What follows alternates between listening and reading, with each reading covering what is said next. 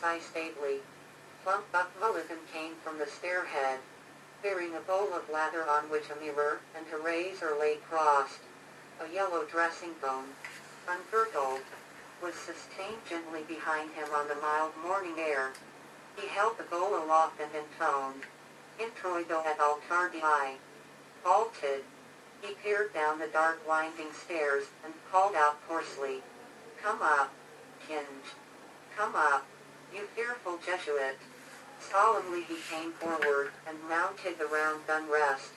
He faced about and blessed gravely thrice the tower, the surrounding land and the awaking mountains.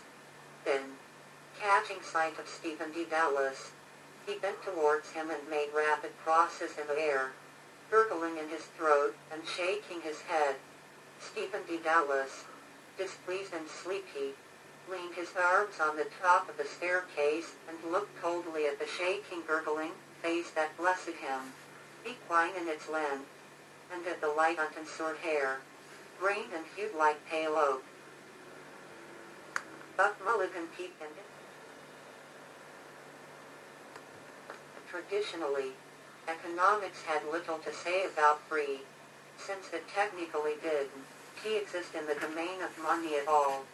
But in the 1970s, a new branch of economics emerged that looked at the psychology driving economic behavior, called behavioral economics.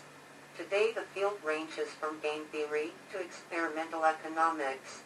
Ultimately, what it tries to explain is why we make the economic choices we do, even when they aren't necessarily the most rational ones.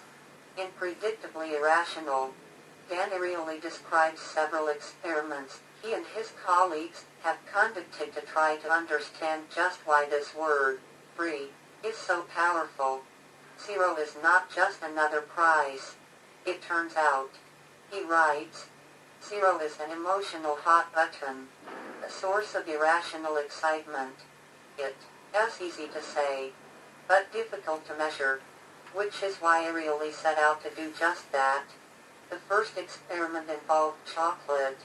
Note, behavioral economists have limited budgets and limited time, so a lot of their experiments involve a folding table, candy, and random college students.